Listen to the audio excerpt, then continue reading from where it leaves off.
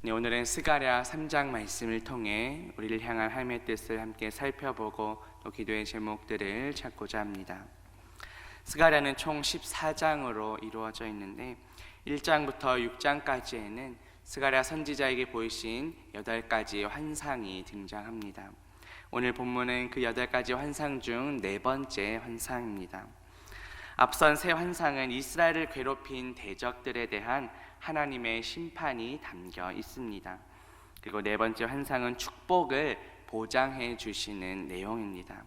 오늘 말씀을 통해 하나님께서 주시는 축복이 무엇인지 함께 살펴보고 또 그 복을 함께 누리는 저와 성도님들 되시기를 주님의 이름으로 바라겠습니다. 3장 1절 말씀 봅니다. 대제사장 여호수아는 여호와의 천사 앞에 섰고 사탄은 그의 오른쪽에 서서 그를 대적하는 것을 여호와께서 내게 보이시니라 하고 말씀합니다. 본문에 나오는 대제사장 여호수아는 누구입니까? 바벨론 포로에 끌려갔던 여호사닥 대제사장의 아들입니다. 여기서는 죄로 오염된 백성들의 대표로 등장합니다. 하나님께서는 스가랴 선지자를 통해 죄악된 이스라엘을 향해 말씀하고 계십니다. 여호수아는 여호와의 천사 앞에 서 있습니다. 그리고 사탄은 그의 오른쪽에 서서 대적하고 있습니다. 여기서 여호와의 천사는 단수로 표기되어 있습니다. 바로 구약시대 여호와의 천사의 모습으로 등장하는 성자 하나님, 즉 예수 그리스도를 가리킵니다. 예수 그리스도께서는 심판주로 오십니다. 우리 모두는 예외 없이 하나님의 심판대 앞에 서게 됩니다. 신약성경 로마서 14장 10절에 보면 내가 어찌하여 내 형제를 비판하느냐 어찌하여 내 형제를 업신여기느냐 우리가 다 하나님의 심판대 앞에 서리라고 말씀합니다. 우리를 심판하시는 분은 누구십니까? 바로 예수 그리스도이십니다. 요한복음 5장 22절에 보면 아버지께서 아무도 심판하지 아니하시고 심판을 다 아들에게 맡기셨다라고 말씀합니다. 지금 여호수아가 여호와의 천사, 즉 성자 예수님 앞에 서게 된 것도 앞으로의 그 심판의 일을 미리 보여주는 것입니다. 그런데 지금 여호수아 옆에 누가 서 있습니까? 사탄이 있습니다. 사탄은 적대자라는 뜻입니다. 사탄은 대제사장 여호수아, 즉 죄악된 이스라엘의 더러운 모습을 보면서 대적하고 있습니다. 그런데 우리 하나님께서는 어떻게 반응하십니까? 본문 2절에 보시면 여호와께서 사탄에게 이르시되 사탄아 여호와께서 너를 책망하노라. 예루살렘을 택한 여호와께서 너를 책망하노라. 이는 불에서 꺼낸 그슬린 나무가 아니냐 하실 때에 라고 말씀합니다. 사탄은 지금 여호수아 옆에서 여호수아를 대적합니다. 그러나 하나님께서는 오히려 사탄을 책망하고 계십니다. 책망한다는 것은 잘못된 행위에 대해서 엄하게 꾸짖는 것을 의미합니다. 하나님께서는 사탄을 엄하게 꾸짖고 계십니다. 심판주이신 하나님으로부터 사탄이 책망받는다는 것은 무엇을 의미할까요? 여호수아를 대적하고 있는 그 사탄이 부당하다는 것을 우리에게 보여줍니다. 특별히 2절 말씀에 책망하다라는 표현이 2번 반복되며 강조되고 있습니다. 하나님께서 이렇게 사탄을 책망하시는 이유는 무엇입니까? 그것은 하나님께서 예루살렘을 택하셨기 때문입니다. 2절 중반에 보시면 예루살렘을 택한 여호와께서라고 말씀합니다.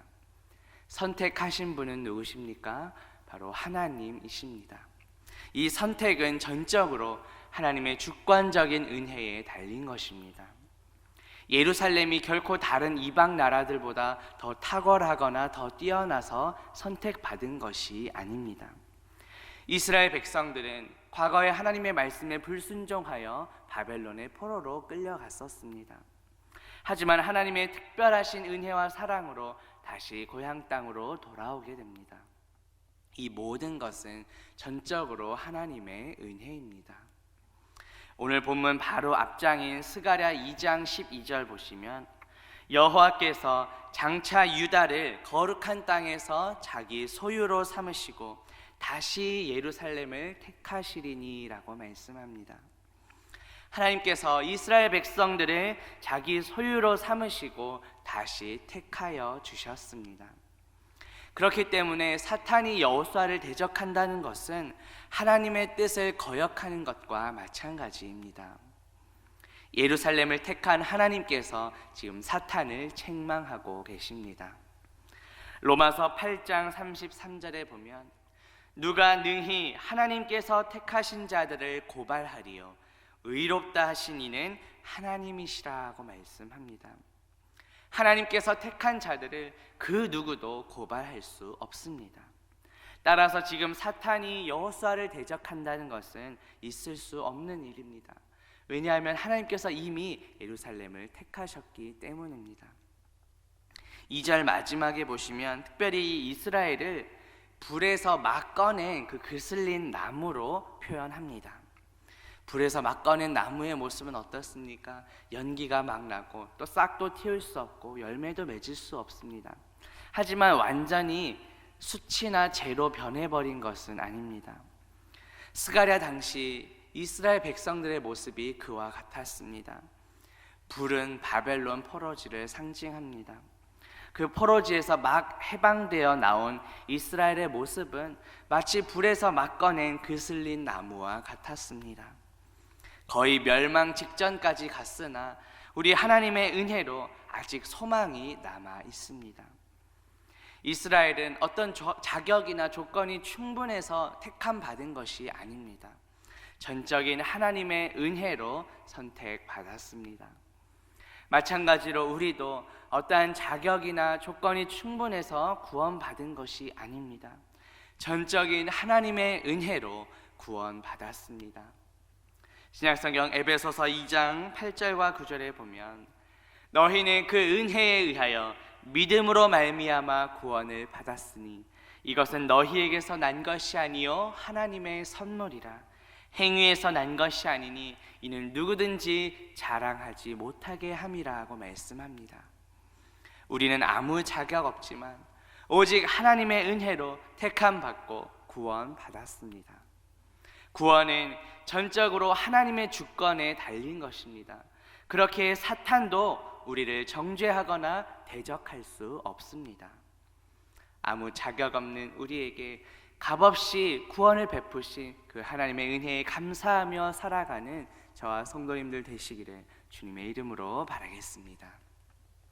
오늘 본문 8절 말씀 보겠습니다. 대제사장 여호수아야 너와 내 앞에 앉은 내 동료들은 내 말을 들을 것이니라. 이들은 예표의 사람들이라. 내가 내 종 싹을 나게 하리라고 말씀합니다. 하나님께서는 대제사장 여호수아와 그의 동료들에게 말씀을 들으라고 하십니다. 우리 하나님은 말씀하시는 분이십니다. 그리고 우리는 하나님의 말씀을 들어야 하는 자들입니다. 우리가 말씀을 들어야 하는 이유는 무엇입니까? 오늘 본문에서 예표의 사람들이라고 나옵니다. 예표는 앞으로 일어날 일을 미리 보여주는 것을 가리킵니다.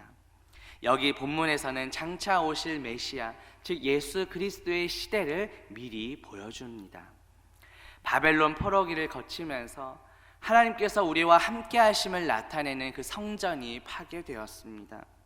그 성전에서 제사를 지내던 제사장의 역할도 멈추게 됩니다. 하지만 하나님께서 포로지에서 회복시켜 주시면서 성전이 다시 지어집니다. 또 여호수아가 대제사장으로 다시 그 역할을 수행하면서 끊어졌던 그 제사장 역할도 이어지게 됩니다. 이것은 무엇을 예표합니까? 자신의 몸을 들여 영원한 완전한 속죄의 제사를 드리신 예수 그리스도의 그 사역을 보여줍니다. 스가랴 선지자는 당시 제사장들의 역할이 이어지는 것을 보면서 장차 완전한 대제사장으로 오실 예수 그리스도 메시아를 소망하게 된 것입니다. 그렇기 때문에 여호수아와 그의 동료들은 앞으로의 일을 미리 보여주는 예표의 사람들인 것입니다. 하나님께서는 그들에게 어떠한 말씀을 주십니까? 내 종 싹을 나게 하시겠다라고 말씀합니다. 영어 성경에 보면 이 싹이 대문자로 시작합니다. 바로 메시아 예수 그리스도를 가리키기 때문입니다. 구약에 보면 이 싹을 예수 그리스도를 가리킬 때 종종 사용합니다. 구약 성경 이사야서 4장 2절에 보면 그날에 여호와의 싹이 아름답고 영화로울 것이요 그 땅의 소사는 이스라엘의 피난한 자를 위하여 영화롭고 아름다울 것이라고 말씀합니다. 본문에 나오는 싹 역시 예수 그리스도를 의미합니다. 그런데 연약한 이 싹에 왜 예수 그리스도를 비유했을까요?